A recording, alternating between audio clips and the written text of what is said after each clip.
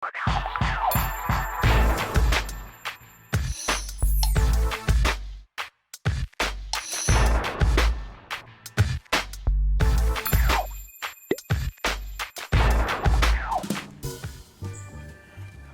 Party किया था उन्होंने ना। बढ़िया इंतजाम किए। और कितना खुश थे वो इस बात को लेकर के कि उनके यहाँ एक बहुत सुंदर बच्चा पैदा हुआ है। बहुत दिनों बाद हुआ है, इसलिए उनकी खुशी बिल्कुल देखते ही बन रही थी।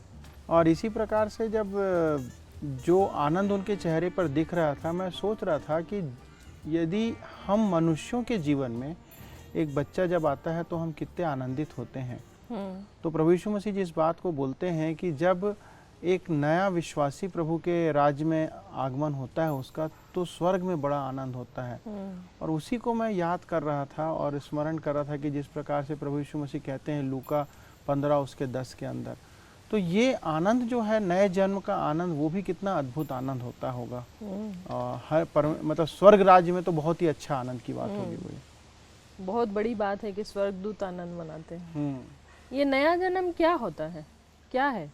देखो, नया जन्म की जब बात करते हैं तो नया जन्म जो है कोई बहुत बड़ा हम उसके लिए डेफिनेशन नहीं दे सकते, मगर ये हम कह सकते हैं कि जिस प्रकार से एक बच्चे का जन्म होता है शारीरिक तौर पे इस पृथ्वी के ऊपर, उसी प्रकार जब हम नए जन्म की बात करते हैं तो नया जन्म हमारे आत्मिक जीवन में नए जन्म को प्रकट करता है। अर्थात हम पुराने मनुष्यत्व को छोड़ करके परमेश्वर के परिवार के सदस्य बन जाते हैं, हमें पापों की क्षमा मिल जाती है।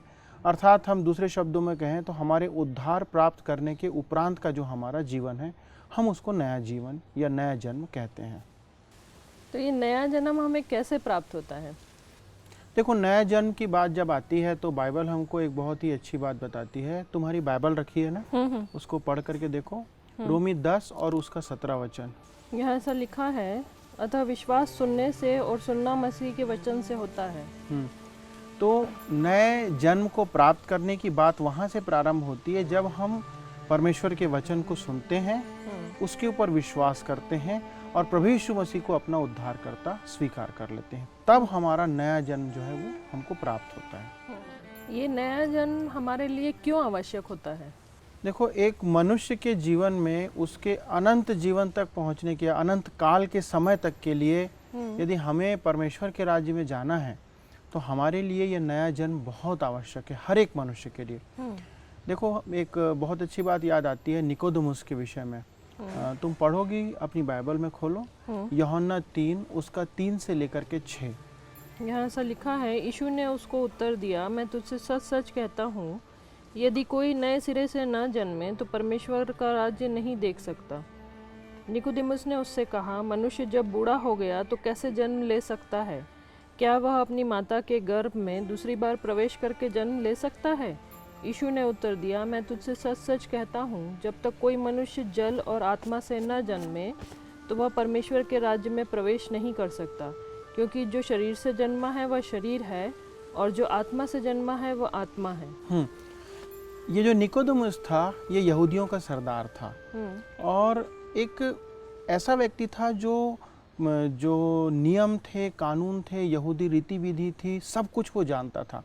लेकिन उन सब को जानने के बावजूद उसके मन में एक शंका थी कि क्या मैं इसके द्वारा से अनंत जीवन को या उद्धार को प्राप्त कर सकूंगा कि नहीं। और इसीलिए वो आता है प्रभु यीशु मसीह के पास रात के समय। नहीं मालूम क्यों उसको भय था या किस कारण से रात को आया, लेकिन वो आकर के पूछता है कि मैं अनंत जीवन को प्राप्त करने के लिए क्या करूं। और वहां पर उसको प्रभु यीशु मसीह कहते हैं कि जब तक कोई मनुष्य नए सिरे से ना जन्मे, अर्थात वो अपने जीवन में एक परिवर्तन लेकर के ना आए, और उस परिवर्तन का माध्यम है प्रभु यीशु मसीह के ऊपर विश्वास करना, पापों की क्षमा प्रभु यीशु मसीह के द्वारा से प्राप्त करना।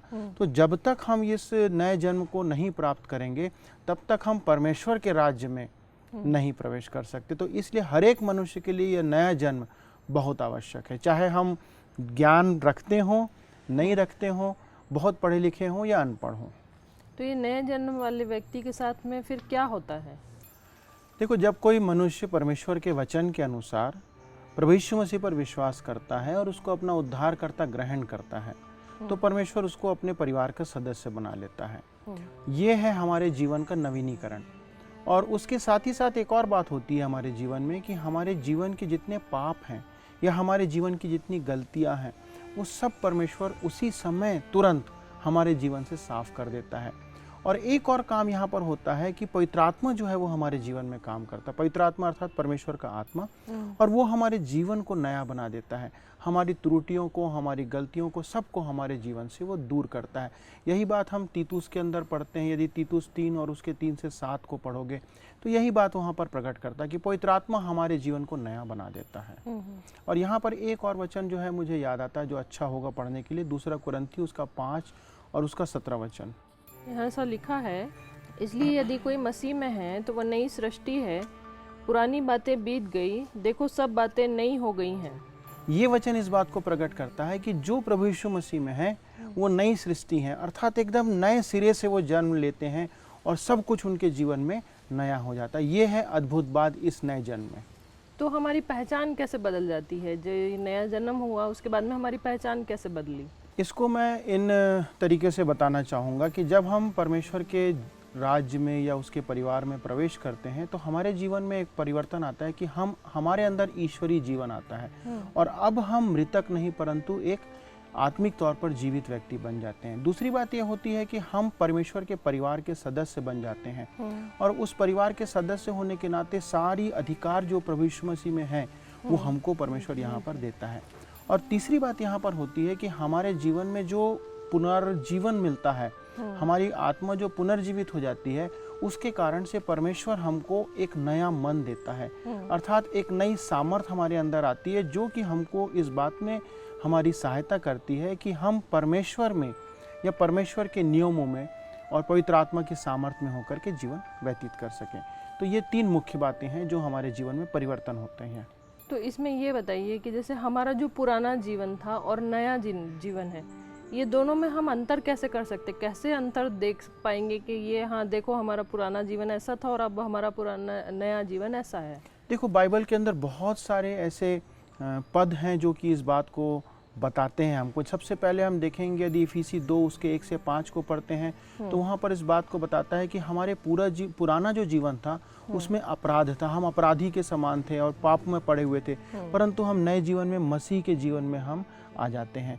फिर यदि हम रोमी 8:11 को पढ़ते हैं तो वहाँ इस बात को बताता है कि हमारा पुराना जीवन जो था मृतक अवस्था में था, परंतु मसीह यीशु में हम अब जयवंत हो जाते हैं, नया जीवन प्राप्त कर लेते हैं या जीवित अवस्था में आ जाते हैं आत्मिक तौर पे।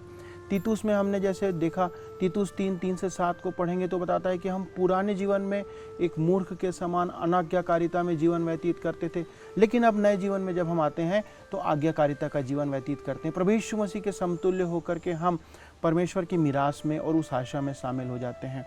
फिर यदि हम 1 यूहन्ना 3 और उसका 9 को देखेंगे, इसको पढ़ के देखो, बहुत अच्छा वचन है।